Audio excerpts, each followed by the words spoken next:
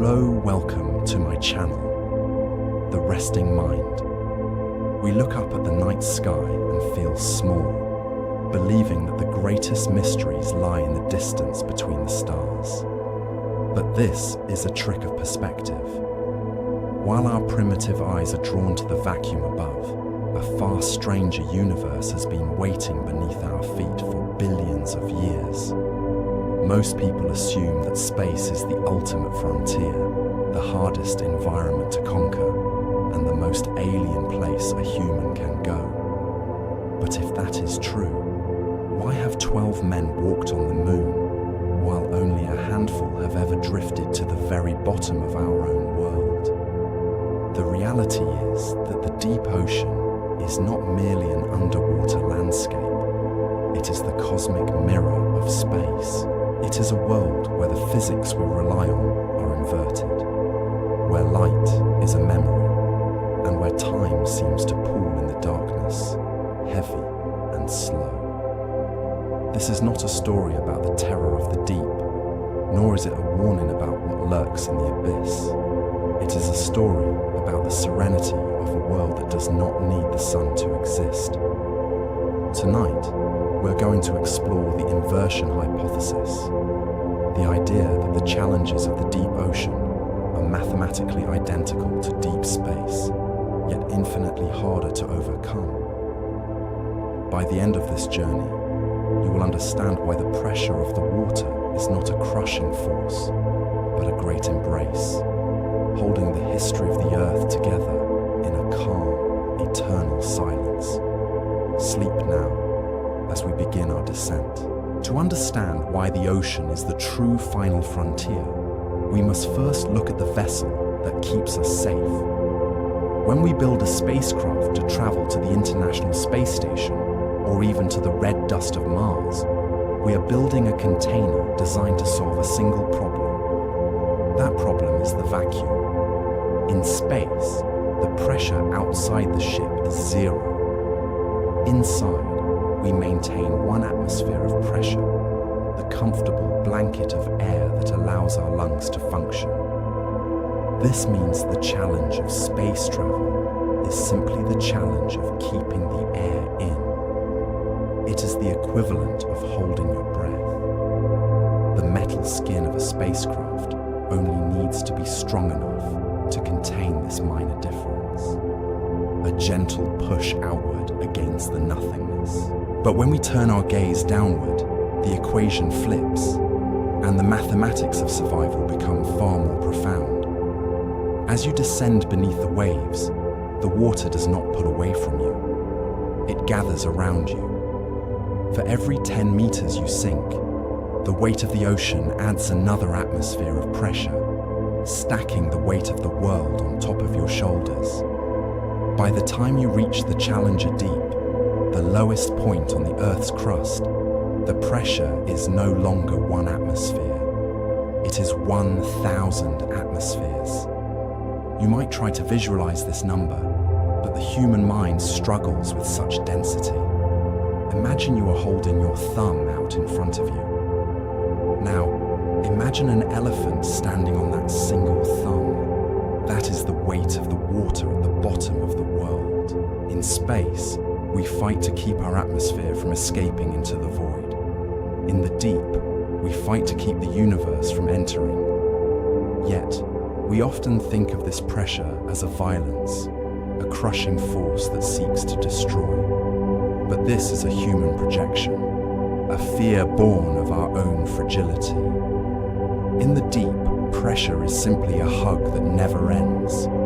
It is the universe holding you together. For the creatures that live here, this weight is not a burden, it is a foundation. The water molecules are packed so tightly that they create a medium of perfect support, a liquid cradle that has not changed since the dinosaurs walked the earth. This is why the engineering of the deep is so radically different from the engineering of the stars. A spaceship is a balloon made of metal trying not to pop. A deep-sea submersible is a fortress, a sphere of titanium designed to resist the patience of the ocean. It creates a barrier between the soft, fragile biology of a human and the heavy, ancient reality of the water. But nature has found a different way.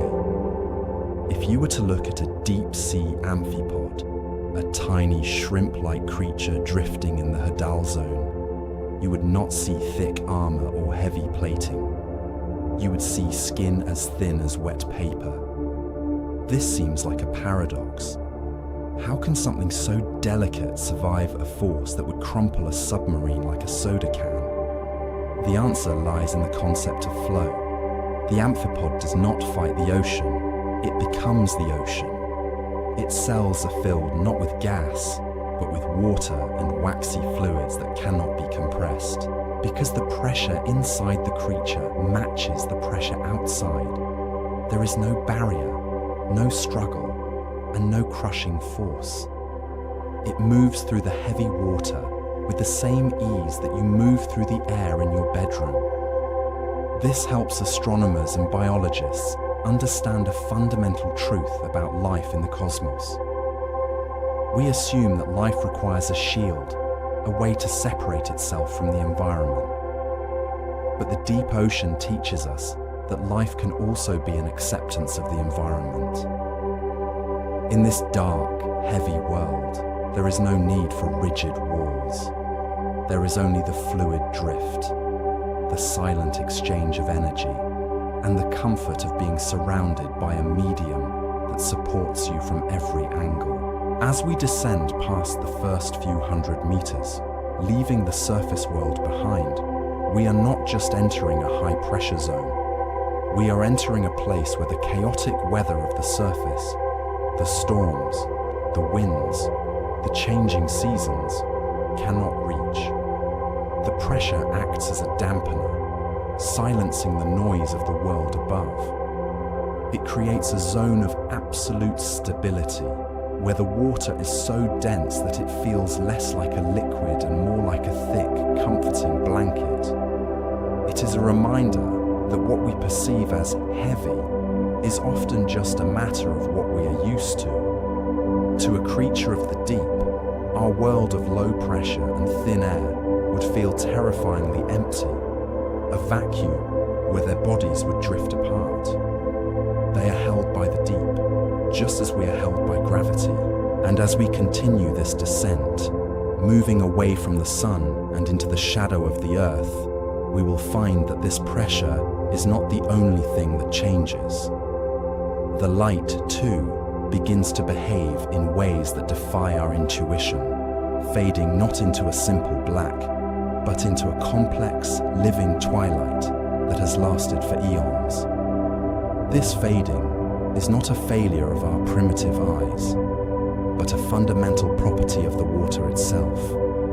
In the vacuum of space, a photon can travel for billions of years without ever losing its energy, preserving the image of a distant galaxy with perfect clarity until it hits the mirror of a telescope. But here, in the density of the ocean, light is not a traveler, it is a prisoner. As we descend past the first few meters, the water molecules begin to steal the energy from the sun, absorbing the long, warm wavelengths of red and orange almost instantly. It is a strange subtraction. If you were to bring a bright red apple to this depth, it would not look red. It would appear jet black, as if the color itself had been erased from reality. This is because the light required to reflect that color simply does not exist here. It has been filtered out, leaving only the high-energy blues and greens to penetrate further into the deep. This creates a world that is not illuminated, but saturated, bathed in a heavy monochromatic indigo that feels less like light and more like a mood. We sink past 200 meters. We sink past 200 meters. We enter the mesopelagic zone, often called the twilight zone. Here, the sun does not set in the west, it dissolves overhead. The light that remains is a pale, ghostly grey, barely strong enough to trigger the optic nerve. It is a perpetual dusk that has lasted for hundreds of millions of years, a time of day that never ends and never fully begins. This is the comforting darkness of the deep. Unlike the harsh, freezing void between the planets, where shadows are absolute and temperatures drop to absolute zero, the ocean holds onto its heat and its diffusion. The water scatters the remaining photons, creating a soft, ambient glow that seems to come from everywhere and nowhere at once. It is a visual silence. There are no sharp edges here, no blinding reflections, only a smooth, endless gradient of blue fading into black. For the creatures that live here, this fading light is not a lack of vision, but a cloak of safety. They drift in the semi-darkness, their bodies often transparent or silvered to match the water around them, becoming invisible data points in a vast, three-dimensional sea. They are waiting for the night to fall completely, because as the last photon of sunlight is finally absorbed by the crushing depth, we do not enter a dead zone. We enter a galaxy of its own making, where the darkness is about to be broken by a different kind of star. But these points of light are not burning spheres of plasma situated light years away. They are something far softer and far closer. If you focus your eyes on the blackness, you may notice that the void is not empty, but filled with a ceaseless, silent precipitation. It looks like a blizzard frozen in time, a whiteout occurring in the deepest winter of the world. This is marine snow. To the primitive eyes of a space monkey, this drifting material might look like debris, or the chaotic scattering of dust in a sunbeam. And in a biological sense, that is exactly what it is. It is the detritus of the upper ocean, dead plankton, discarded shells, and the organic remnants of life that thrived in the sun, now falling slowly toward the bottom of the world. But in the economy of the deep, this waste is manna. Just as cosmic dust clumps together to form the seeds of new solar systems, this marine snow carries the essential carbon that fuels the abyss. It is a transfer of energy so vast that it rivals the output of human civilization, yet it happens in total silence. You can feel the gentleness of this descent. The flakes are light, porous, and fragile, taking weeks to travel from the surface to the seafloor. It is a slow-motion rain that has been falling for billions of years, long before there were eyes to witness it. In the deep, time does not tick, it accumulates, and as these particles drift down, they create a soft, living sediment that blankets the ocean floor, a layer of history that is miles thick. This is why the deep ocean is often compared to the vacuum of space. Both are dominated by the drift of particles. In the cosmos, we see vast nebulae of dust that will one day collapse to form stars. In the ocean, we see this organic snow that sustains the creatures of the dark. It is a reminder that in nature, there is no such thing as empty space. What we perceive as a void is actually a medium of transport, a highway for the building blocks of life. If you were to float here, suspended in this endless form, the sensation would not be one of falling, but of hovering inside a snow globe that has been shaken by a giant hand and then left to settle. The water is cold, pressing in with a comforting weight, holding you in place. You are a data point in a three-dimensional grid of falling white stars. It is a hypnotic display of entropy, the orderly breakdown of life returning to the Earth to be recycled. And it helps astronomers understand a fundamental truth about our universe. We often look for life by searching for radio signals or megastructures, but the most enduring sign of life is simply the waste it leaves behind. The marine snow is proof that the surface world exists, a message sent from the light to the dark. It tells the creatures of the deep that the sun is still shining somewhere above, processing energy and sending it down in these tiny, crystallized packages. As we drift deeper, following this column of snow into the midnight zone, the flakes begin to thin out. The water becomes clearer, sharper, and the darkness intensifies. We are moving past the passive drift of nutrients and entering a region where the energy must be hunted. The snow provides a baseline of food, but for the creatures that live here, survival requires more than just waiting for manna to fall from heaven. It requires a beacon. In the crushing pressure of this depth, evolution has solved the problem of darkness in a way that mirrors the night sky above. If the marine snow is the dust of the galaxy, then what we are about to see are the stars themselves. But these stars do not burn with nuclear fire. They burn with a cold, chemical intent. They are the lonely streetlights of the abyss, signaling to one another across the comforting darkness. Strategy block. Audience phrases used: comforting darkness, boiling water, the void, primitive eyes, drift, viral hooks, biological efficiency versus human inefficiency, the living galaxy, paradox. Production, script. Imagine for a moment that you are floating in the midnight zone, suspended in a void so complete that your primitive eyes can no longer tell where the water ends and the universe begins. There is no sun here, no moon, and no reflection from the surface world miles above. If you see a light in this place, it is not a star, it is a heartbeat. You may notice that the darkness is not actually empty, but rather, it is alive with a phenomenon that astronomers of the deep call bioluminescence.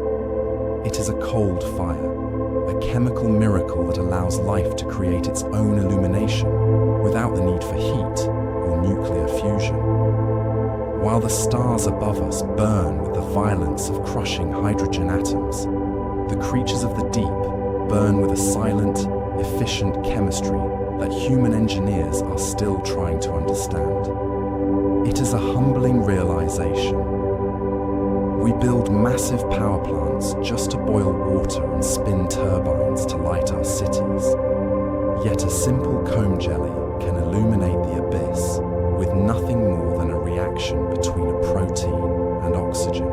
This creates a visual landscape that mirrors the cosmos in a way that feels almost intentional. If you were to drift through this depth with the lights of your submersible turned off, you would not see a black screen. You would see a galaxy of blue and green sparks, blinking in and out of existence like a time-lapse of the early universe. Some of these lights are lures, dangling in the dark to attract a meal. Others are warnings, flashing red in a world that is mostly colorblind, signaling to predators that they are toxic or dangerous. But the most fascinating display comes from the creatures that use light as a form of communication, a language spoken in photons across the eternal silence. The Atolla jellyfish, for instance, acts like a living burglar alarm. When attacked, it does not fight back. Instead, it erupts in a strobing display of blue light, spinning like a galaxy in distress. This display is designed to attract an even larger predator, one that will eat the attacker and leave the jellyfish alone. It is a strategy of pure logic, executed with a beauty that seems out of place in such a harsh environment. Helps astronomers understand that light is not just a physical constant, it is a biological necessity. In the deep, light is not something you receive from the sun. It is something you must generate from within. That is why the eyes of deep-sea fish have evolved to be incredibly sensitive, capable of detecting a single photon from a mile away. They are looking for these faint signals, these lonely beacons drifting in the current. As we watch these living constellations swirl around us, we are reminded that life does not need the sun to thrive. It only needs energy and a way to organize it against the chaos of entropy. The darkness here is not a lack of something, it is a canvas. And on this canvas, life paints its own existence, one flash at a time. It is a slow, rhythmic pulsing that mimics the breathing of a sleeping giant, calm and steady. These lights are not frantic, they are patient. They drift with the ocean's slow planetary rotation, unhurried by the passage of days or years. To a creature living here, there is no day or night, only the endless, comforting darkness punctuated by these brief moments of connection. And as we drift deeper, leaving the midnight zone behind, the lights begin to fade, spacing out like stars at the edge of a galaxy, preparing us for the true emptiness that lies below. Strategy block audience. Phrases used: cosmic cage, data point, comforting darkness, space monkey, viral hooks, the space is easy, paradox, domestic anchoring, elephant/thumb, production, script. To understand the true nature of this inverted universe, we must first look at the walls we build to survive in it.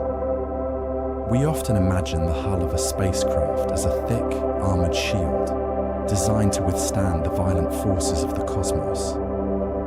But in reality, the aluminum skin of the International Space Station is surprisingly thin, in some places no thicker than a soda can. This is possible because the vacuum of space is actually quite gentle in its demands. The pressure difference between the breathable air inside the station and the nothingness outside is only 1 atmosphere. It is a difference so small that it is mathematically equivalent to the stress of holding your breath. But as we turn our gaze downward, sinking past the surface of the ocean, the physics of the container changes entirely. Here, the universe does not try to pull the air out. It tries to push the water in. For every 10 meters we descend, the ocean adds another atmosphere of pressure, another layer of weight to the invisible blanket wrapping around us. By the time we reach the Challenger Deep, the deepest known point of the seabed, that pressure has multiplied by a factor of 1,000. To visualize this, imagine standing on land with a single coin resting on your thumb. That is the weight of the atmosphere we live in. Now, imagine replacing that coin with an elephant. That is the reality of the Hadal zone. It is a force of 8 tons per square inch, a density so extreme that it would instantly compress a block of styrofoam into a marble. This creates a profound engineering paradox. To explore the vacuum of space, we can build light, elegant structures of foil and truss. But to explore the deep ocean, we must build monsters of titanium and steel, spherical fortresses designed to fight against the weight of the world. Yet, if you look out the viewport of a submersible at this depth, you will not see a barren wasteland crushed by gravity. You will see life. You may notice small, delicate amphipods drifting past the glass, their bodies translucent and soft, seemingly fragile against the dark. They do not have thick shells or armored plating. They survive here not by fighting the pressure, but by accepting it. Their bodies are filled not with air, but with water and fluids that cannot be compressed, allowing the internal pressure of their cells to perfectly match the external pressure of the deep. This helps astronomers and biologists understand a fundamental truth about extreme environments. We often think of pressure as a crushing force, a violence that seeks to destroy. But in the deep, pressure is simply a hug that never ends. It is the universe holding you together from all sides, a constant, unwavering embrace that creates a state of perfect equilibrium. For these creatures, there is no heavy burden. There is only stability. They float in a world where the water supports them completely, a cosmic cage made of density rather than iron. It is a reminder that what we perceive as hostile is often just a matter of perspective. Up here, we are adapted to the thin, flighty air. Down there, life is adapted to the heavy, comforting certainty of the deep. And it is in this density that the light begins to change, shifting from the familiar blue of our days into a color that belongs to the ancient history of the Earth. To understand this change, we must first look at the journey of a single photon. In the vacuum of space, light is an arrogant traveler. It moves unimpeded across billions of miles of nothingness, preserving its energy and its color until it strikes a physical object. If you were floating in low Earth orbit, the sun would not look like the soft yellow orb we see from the ground. It would be a piercing, white welder's arc against a backdrop of absolute black. There is no gradient in the void, only the harsh binary of blinding light and total shadow. But the ocean is not a vacuum, it is a filter.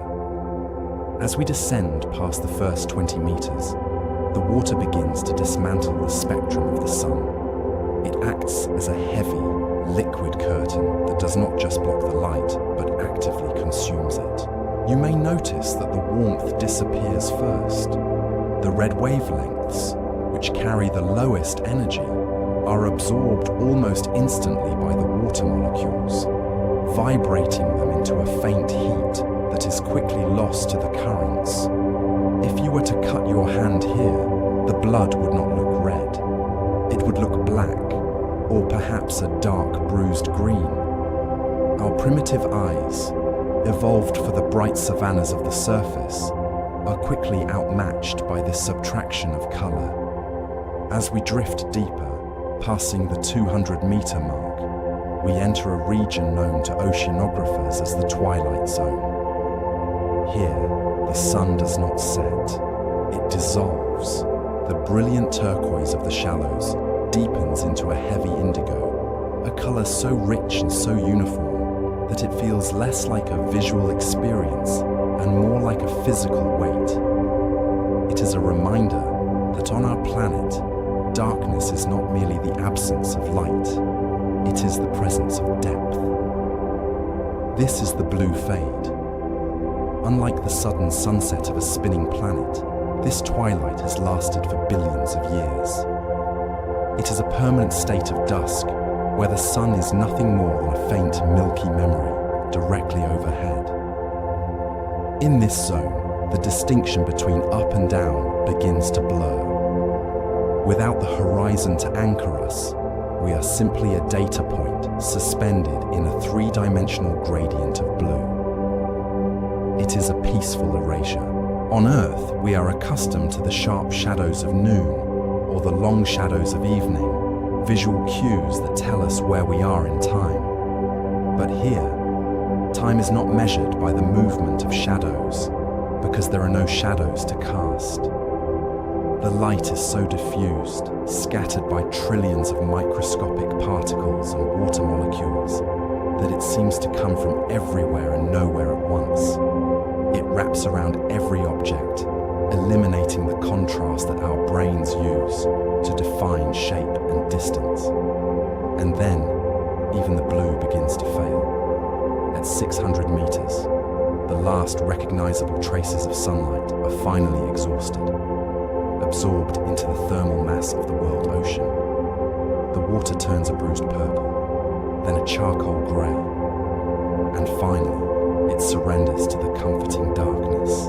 We have reached the bottom of the photic zone, but as the last photon of sunlight is absorbed by the water molecules, we do not enter a dead zone. We enter a galaxy of its own making. For in this absolute blackness, where the eyes of surface dwellers are useless, the ocean begins to create its own stars. If you were to turn on a single focused beam of light in this absolute dark, you would not see empty water. You would see a storm, but it is a silent storm, a blizzard of white flakes, soft as ash, drifting endlessly downward through the water column. Biologists call this phenomenon marine snow. It is a poetic name for what is, in reality, the falling debris of the surface world. Dead plankton, discarded shells, and the carbon-rich remnants of life that have completed their cycle in the sunlit world above. To the human eye, suspended in this medium, it looks exactly like a starfield moving in reverse, white specks against a black canvas. It is a visual echo of the cosmos, where vast clouds of dust and gas drift between the galaxies. But while cosmic dust clumps together to form new stars, this marine snow falls to feed the darkness. It is the manna of the abyss. You may notice that the descent is agonizingly slow. A single flake, light and fragile, might take weeks to travel from the surface to the abyssal plane. In this way, the deep ocean is always living in the past.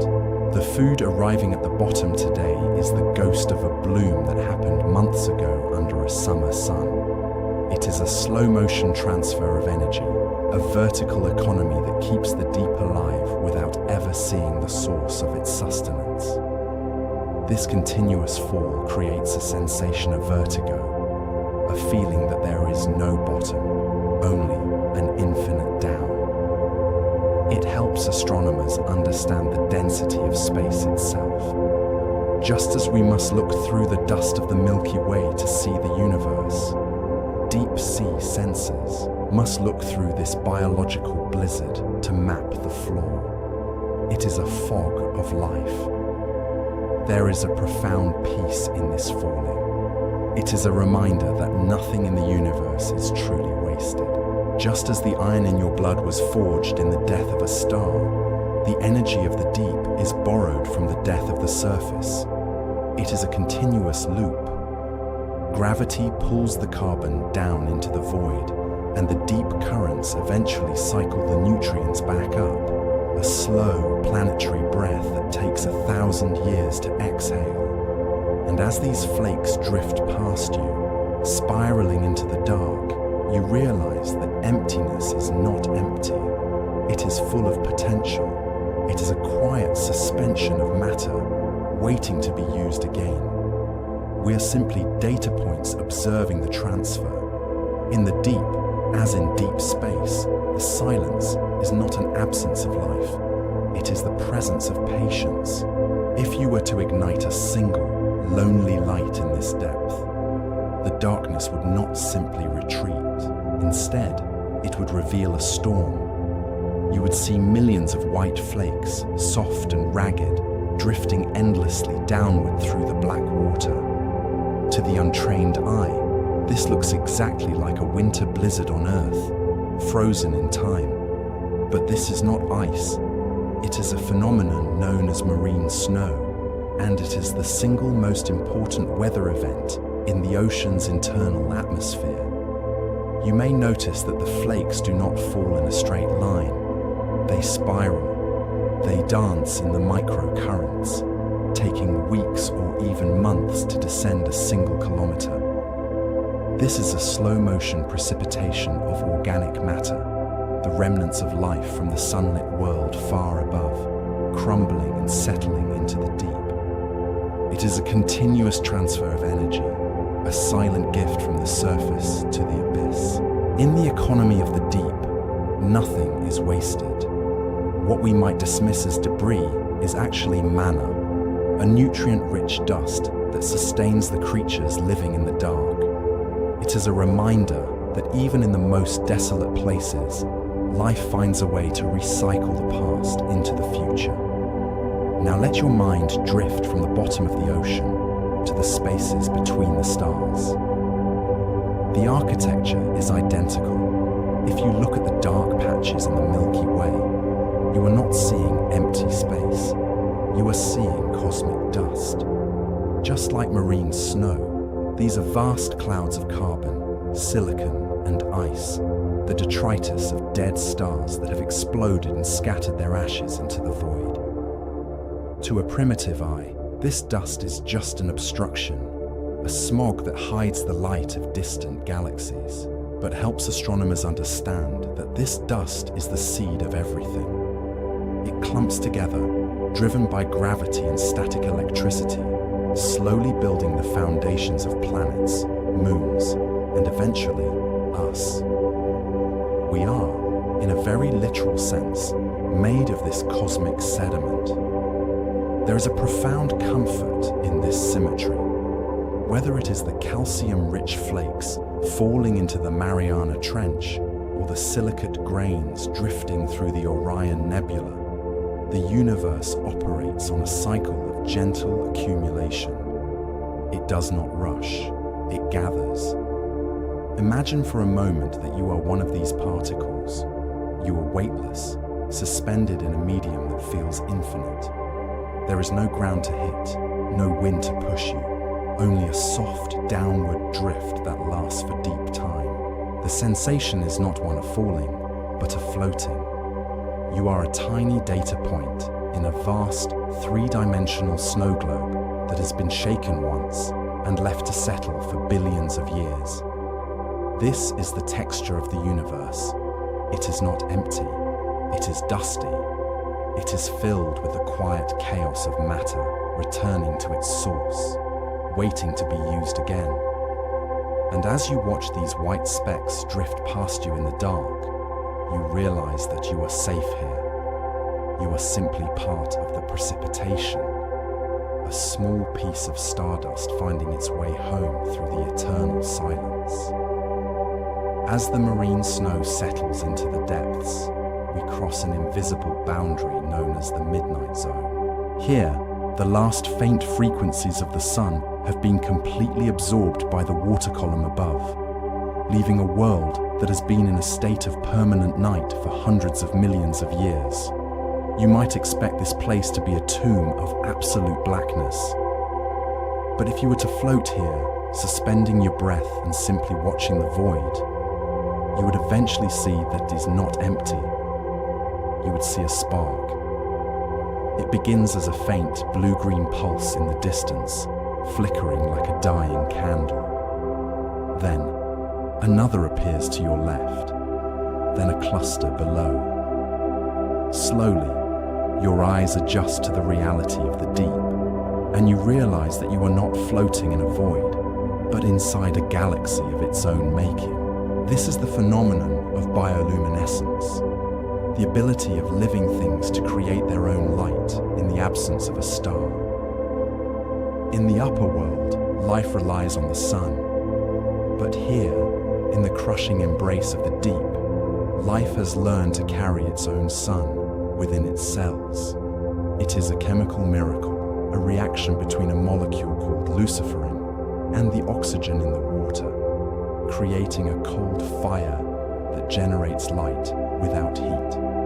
Unlike our primitive light bulbs, which waste energy as warmth, this biological light is nearly 100% efficient, a perfect technology evolved over eons of isolation.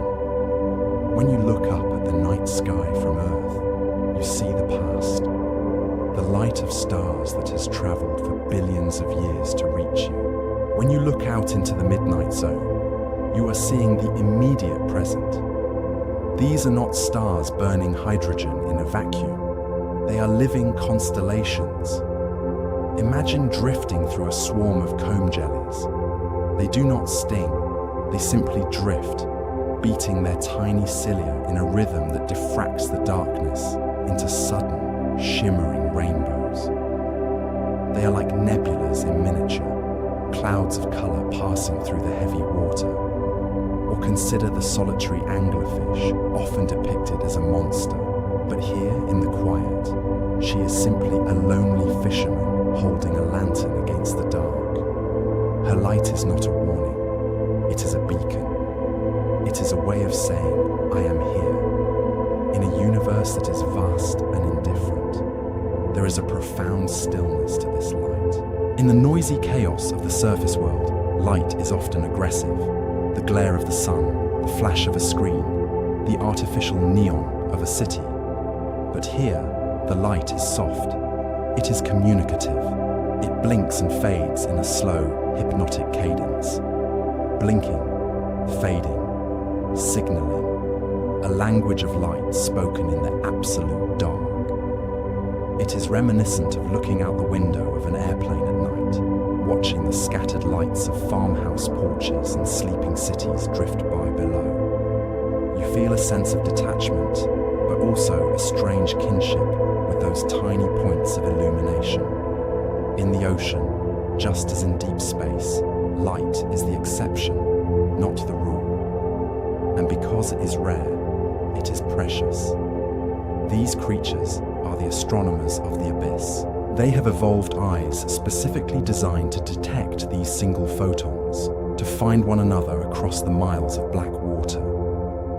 It helps us understand that even in the deepest trenches, life does not succumb to the darkness. It decorates it. It turns the void into a canvas. And so, the ocean becomes a perfect mirror of the cosmos above. Above, we have the Milky Way, a river of stars bound by gravity.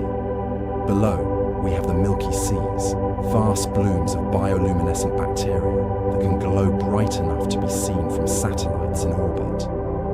The scale changes, but the pattern remains. We are surrounded, above and below, by lonely lights trying to touch one another across the dark. As you drift past these living lanterns, you may notice that they do not disturb the silence. They enhance it. They are the quietest fireworks in existence, exploding in slow motion, leaving no smoke, only the memory of a color that shouldn't exist this deep in the earth. Eventually, even the living lights are left behind, and we drift down into the true foundation of the world. We have reached the abyssal plain. It is a landscape of such aggressive flatness that it defies our understanding of geography, a sprawling canvas of grey silt that stretches from the continental rise to the mid-ocean ridges. If you drained the oceans, you would not see a world of jagged canyons and dramatic peaks. You would see this endless, smooth plateau covering more than 50% of the planet's surface. It is the largest habitat on Earth, yet it is also the least explored. A silent desert of cold mud that has not felt the warmth of the sun since the continents were joined together in a single landmass. You may notice that the texture of this world is soft. The ground here is not made of rock, but of sediment, a thick, powdery layer of organic history that has been falling from the surface for eons. In the deep, this material accumulates at a rate of only a few millimeters every millennium. That is why looking at the abyssal floor is not like looking at land. It is like looking at a clock that has stopped. Here, time does not tick. It accumulates. It layers itself in sheets of microscopic silica and calcium, preserving the memory of the ocean in a library of comforting darkness that no storm can ever disturb. But this vast emptiness is not unique to the ocean. If we cast our minds outward, past the atmosphere and beyond the Milky Way, we find that the universe itself is built on the same architecture of silence. Astronomers have discovered that galaxies are not scattered evenly across the cosmos. They are clustered together in thin filaments, like the threads of a spider web. Between these threads lie the great voids, mammoth regions of space that are effectively empty. Consider the Bota's void, a sphere of nothingness so large that it spans 330 million light-years. It is a region of space so devoid of matter that if our galaxy were placed in its center, we would not have known other galaxies existed until the invention of powerful telescopes in the 1960s. It is the cosmic equivalent of the abyssal plain, a place where the density of the universe drops to almost zero, and the noise of creation falls away. We often fear this kind of emptiness because our primitive instincts equate isolation with danger. But in the physics of the deep, emptiness is not a lack of something. It is a presence of peace. The abyssal plane and the Buata's void are the quiet rooms of reality. They are the spaces where the universe rests, allowing the chaotic energy of stars and currents to settle into a state of perfect equilibrium. There is a profound safety in this scale. When you stand in a crowded room, you are a variable, reacting to the noise and the movement around you. But when you float over the abyssal plane or drift through a cosmic void, you become a singular data point in a field of eternal silence. The pressure here is not a crushing force, but a heavy blanket, holding the silt in place, just as gravity holds the galaxies apart.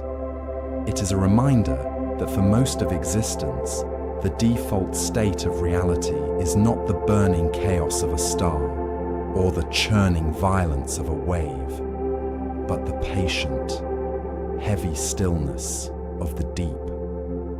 But beyond these vast flat plains, the ocean floor does not simply end. If you were to walk across this silent landscape long enough, the ground beneath you would eventually fall away, dropping into a canyon so deep that it creates a layer of the ocean entirely separate from the world above. This is the Hadal Zone, named after the ancient god of the underworld, a title that suggests fear and darkness. Yet, in the language of the deep, this name is a misunderstanding. These trenches are not pits of despair. They are the cradles of the planet, the deepest folds of the Earth's crust where the ocean finds its ultimate rest. To understand this place, we must look at the nature of gravity itself. In the vacuum of space, the most powerful objects are those with the deepest gravity wells, regions where mass has gathered in such abundance that it bends the very fabric of space-time. We know these as black holes, the silent anchors of galaxies that hold the spinning stars in their orbits. The Hadal Zone is the oceanic equivalent of this gravitational embrace. It is a place where water, heavy with the weight of the world above it, settles into a state of permanent stability. When you descend into the Challenger Deep, the deepest point of the Mariana Trench, you are entering a realm that acts much like the event horizon of a black hole. Just as the event horizon marks a boundary where the rules of the exterior universe no longer apply, the rim of the trench marks the transition into a world of absolute isolation. Inside this canyon, the pressure climbs to 8 tons per square inch. To the surface mind, this number sounds violent, a force that would crush and destroy. But here, in the comforting darkness, pressure is simply a measure of closeness. It is the ocean holding itself together, a physical embrace so tight that it prevents the chaos of the surface from ever entering. That is why the water at the bottom of the trench is some of the oldest water on Earth. While the waves on the surface are constantly churned by wind and heated by the sun, evaporating and raining down in a chaotic cycle, the water in the Hadal Zone is patient. It has sat here, undisturbed and heavy, for centuries, perhaps even millennia. It is a liquid archive of deep time, protected by the walls of the trench from the currents that sweep across the globe. In this way, the trench acts as a sanctuary, a cosmic cage that locks away the turbulence of history and leaves only silence. You may notice that this stillness creates a strange paradox. We often fear being trapped, yet we also seek the comfort of being swaddled, of being held by something larger than ourselves. The gravity of a black hole and the pressure of the deep ocean offer the same fundamental promise. the promise that you will not drift away. In the open void of space or the open expanse of the upper ocean, one can float aimlessly, lost in the lack of direction. But in the trench, there is a bottom, there is a center. You are held in place by the weight of 11 kilometers of water, grounded in a way that is impossible anywhere else on the planet. This is the physics of the cradle. Just as a star collapses into a singularity to find its most stable state, the ocean sinks into these trenches to find its equilibrium. It is a return to the center, a settling of accounts where energy is no longer expended on movement, but conserved in stasis. If you were to stand at the bottom of the Mariana Trench, you would feel no wind, see no changing light, and hear no sound other than the rhythmic thrum of your own existence. It is a sensory deprivation tank built on a planetary scale, designed not to hide the world from you, but to protect you from the noise of the world. Astronomers often look at the black holes at the centers of galaxies and wonder what lies inside the singularity. They ask if the laws of physics break down or if time itself stops. Here, in the deepest ocean, we find a mirror to that mystery.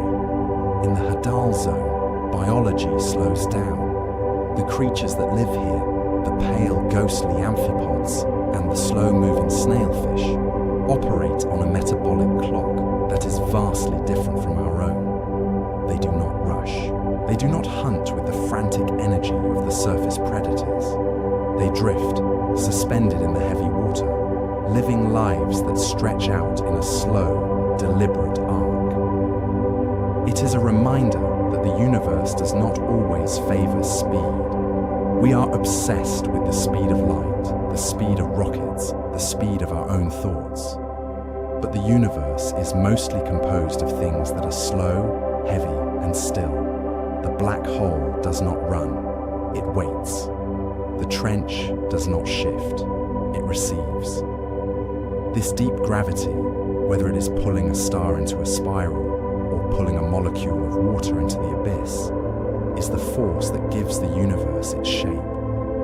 Without these heavy centers, there would be no orbits, no structure, only a chaotic scattering of dust. So, as we drift through this ultimate depth, we can reframe our fear of the dark. The darkness of the Hadal Zone is not an emptiness, it is a substance. It is a thick, velvet blanket that has been pulled over the bedrock of the earth. It is the place where the planet sleeps most soundly, untouched by the storms of the atmosphere or the wars of the surface.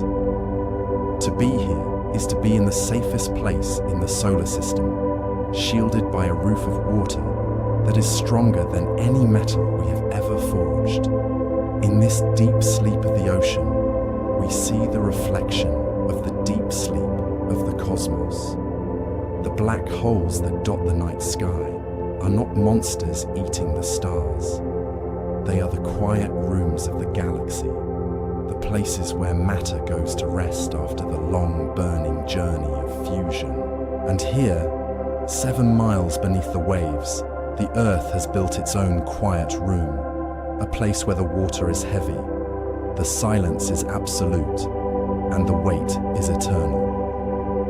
To find the true counterpart to the cosmic singularity, we must travel beyond the flat, grey expanse of the abyssal plains and drop into the scars of the Earth's crust, the subduction zones where the planet folds in on itself. These are the Hadal zones, named after the ancient domain of the unseen, encompassing the deepest trenches where the ocean floor plunges another several miles into the darkness. It is a geography of absolute focus. Just as a black hole represents a gravity well so deep that it anchors the rotation of an entire galaxy, these trenches are the gravity wells of the ocean, collecting everything that falls, everything that drifts, and everything that has finished its journey in the sunlit world above. You may notice that we often speak of this depth with a vocabulary of fear. describing the pressure as crushing or violent. But this is a misunderstanding of the physics of water. In the deep, pressure is not a weapon. It is a binding force, a glue that holds the physical world together against the centrifugal chaos of a spinning planet. For the amphipods and snailfish that glide through these trenches, the 8 tons of pressure per square inch is not a burden to be fought, but a warm, heavy blanket that defines their existence. It is a hug that never ends. This creates a state of permanence that is rare in our universe. On the surface, and even in the swirling arms of the Milky Way, things are constantly colliding, burning, and changing. But here, in the cradle of the Mariana or the Tonga Trench, we enter a realm of deep time.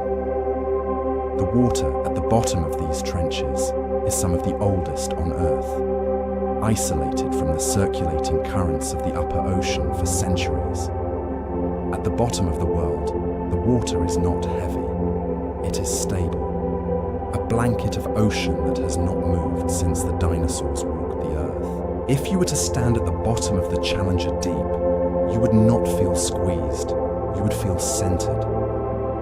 It is the ultimate basement of reality, a place where the frenetic energy of the sun cannot reach, and where the noise of history is silenced by 7 miles of insulation.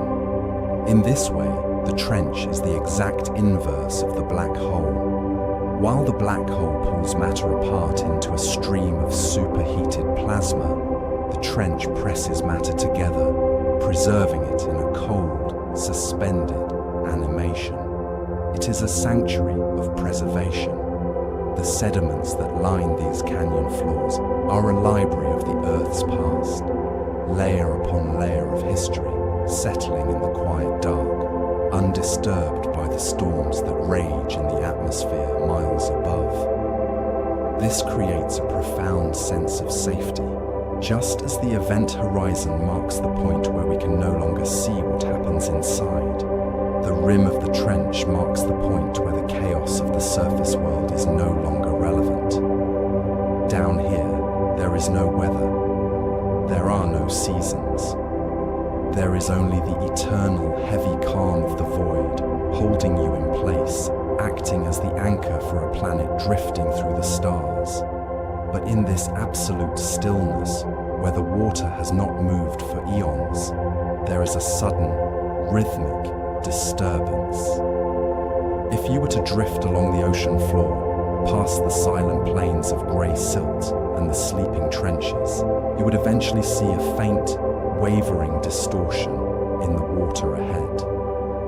It looks like heat rising from a summer road, a shimmering curtain that blurs the darkness behind it. As you drift closer, the cold, crushing grip of the deep begins to loosen, replaced by a gentle, enveloping warmth that feels like a memory of home. You have arrived at the hydrothermal vents, the hidden chimneys of the world.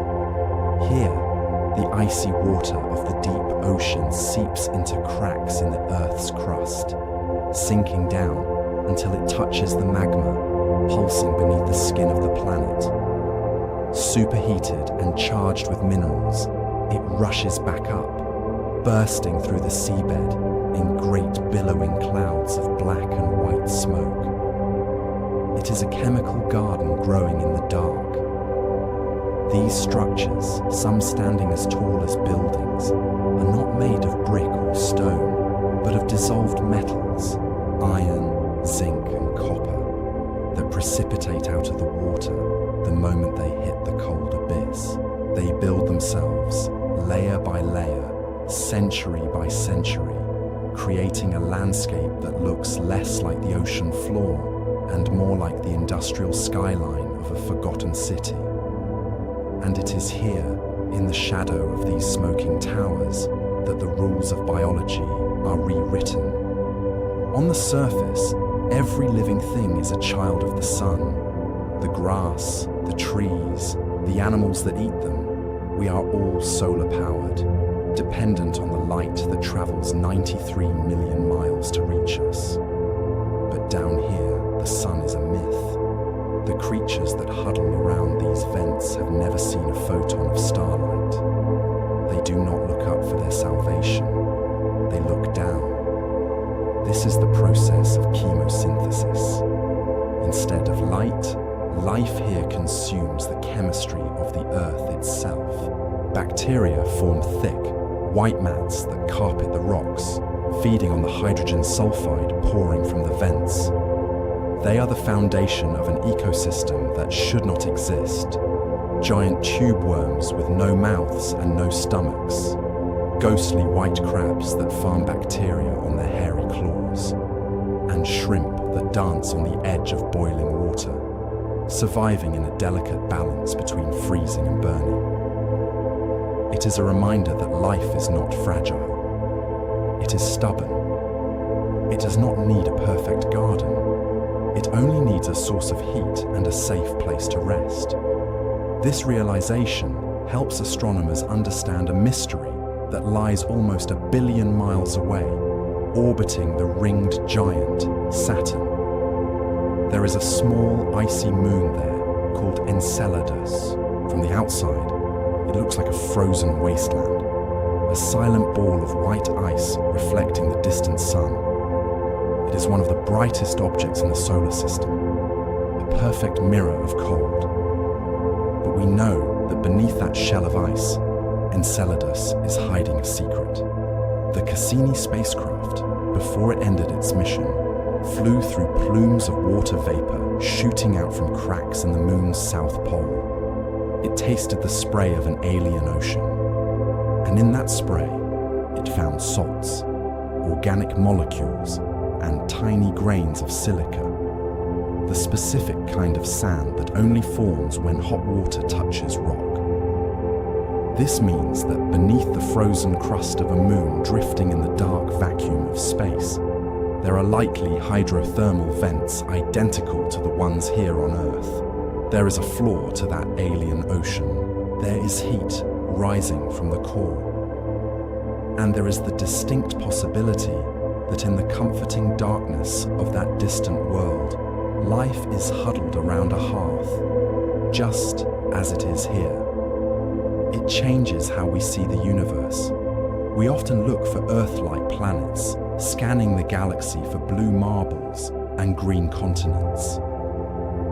But perhaps the universe does not prefer the surface. Perhaps the most common form of life in the cosmos is not the kind that builds cities under the stars, but the kind that sleeps in the warm, mineral-rich dark of a subsurface ocean. The vent is not just a geological feature, it is a womb. It is a place where the chaotic radiation of space cannot reach, where the temperature never changes, and where the nutrients needed for life flow in an endless, reliable stream. Life did not begin in the sun. It began in the dark, huddled around the warmth of the Earth's own heart. We are not strangers to the abyss. We are its descendants. The salt in our blood is the same salt that drifts in the plumes of Enceladus. The heat that keeps our bodies alive is a biological echo of the heat that radiates from these underwater chimneys. To float near a hydrothermal vent is to return to the nursery. The smoke billows up in slow, hypnotic clouds, twisting and folding over itself like incense in a quiet room. The water is thick and rich. The silence is heavy. It is a place of profound incubation, where the universe tends to its most delicate creations, far away from the noise and the light of the surface. And so, we drift past these towers of sulfide and iron, leaving the warmth behind, but carrying the knowledge with us. We understand now that the dark is not empty. It is pregnant with possibility. Whether in the crushing depths of the Pacific or beneath the ice of a Saturnian moon, the recipe is the same: rock, water, heat, and time. Deep time. the kind of time that allows a single molecule to learn how to replicate, protected by miles of water, safe in the cradle of the deep. This realization brings us to a profound truth, one that bridges the gap between the crushing dark of the Mariana Trench and the silent vacuum of the Bhuta's void. It is a truth that lives in your own veins. If you look at the chemical composition of the blood that flows through you right now, the plasma that carries oxygen to your resting brain, you will find that it is remarkably similar to the chemical composition of seawater. We are not merely observers of the ocean, we are vessels of it. When life finally summoned the courage to crawl from the tide pools and venture onto the dry, harsh rock of the continents, it did not leave the water behind. Instead, it evolved a way to carry the water with it, enclosing the ocean in skin and bone, creating a portable internal sea that has sustained us for millions of years. That is why the sound of rain against a window or the rhythmic crashing of waves on a distant shore feels so deeply familiar. It is not just a pleasant noise. It is a biological memory. It is a signal to your nervous system that you are near the source, that you are safe, and that the ancient requirements for life are met. To explore the deep is not to go somewhere new. It is to remember where we came from. We are water that has learned to walk, water that has learned to think, and now, in the quiet of the night, water that is preparing to rest. Consider the molecule itself. 2 atoms of hydrogen, the most abundant element in the universe, clinging tightly to a single atom of oxygen, forged in the dying hearts of massive stars. This simple geometry creates a polarity, a slight magnetic charge that allows water to stick to itself, creating surface tension, creating rain, creating the very possibility of biology. Every sip of water you have ever taken contains hydrogen atoms that were born in the Big Bang, 13.8 billion years ago. They have traveled through the freezing void of intergalactic space, perhaps locked in the ice of a wandering comet, drifting for eons in the silence before crashing into the early Earth. They have been vaporized by volcanoes, condensed into the first oceans, filtered through the gills of prehistoric fish, and cycled through the atmosphere countless times. And now, tonight, those same ancient atoms are part of you. You are the current destination of a journey that spans the entire history of time. This continuity helps us understand why the darkness of the deep ocean is not a place of fear, but a place of connection. We often speak of the void of space or the abyss of the ocean as if they are empty, hostile things. But this is a trick of our primitive eyes, which crave the stimulation of light. In reality, the darkness is the natural state of the universe. The universe is 99% dark and 99% silent. Light is the exception. Noise is the anomaly. When you close your eyes and let the room around you fade away, you are not shutting out the world. You are aligning yourself with the fundamental baseline of the cosmos. You are returning to the comforting darkness that held the universe long before the first star ignited. It is also why the pressure of the deep, which seems so violent to our engineering, is actually a form of embrace. We tend to think of gravity and pressure as forces that weigh us down, forces that we must fight against to stand upright. But in the deep and in the drift of space, gravity is the architect. It is the force that gathered the dust to form the planets. It is the hand that holds the atmosphere to the Earth, preventing our air from escaping into the vacuum. Without this pressure, water would boil away and life would vanish. So, when you feel the weight of your blankets or the heaviness of your own limbs as you sink into the mattress, do not think of it as a burden. Think of it as the Earth holding you. It is the same force that holds the moon in its orbit and the ocean in its bed. You are being anchored by a planet that has protected its cargo for 4.5 billion years. As we drift further into this realization, the distinction between the astronaut floating in the thermosphere and the diver floating in the Hadal zone begins to dissolve completely. Both are suspended in a hostile, beautiful void. Both are dependent on a thin shell of technology to survive, and both are witnessing a world that is indifferent to their presence, a world of eternal silence where time seems to stop. But there is a key difference. The astronaut looks out at the stars and sees the past, light that has traveled for millions of years to reach them. The diver looks into the black water and sees the origin. They see the hydrothermal vents, the chemistry, the raw materials of life waiting to be assembled. One looks at where we are going, the other looks at where we began. And you, resting here in the space between, are the bridge. You are the consciousness that can hold both the stars and the sea in a single thought. It is a heavy thought, but it is not a burden. It is a release. Because if we are made of star stuff, and if we are vessels of the ocean, then we never truly, arguably, leave home. We are always exactly where we are supposed to be. The anxiety of being small in a vast universe fades when you realize that you are not separate from the vastness.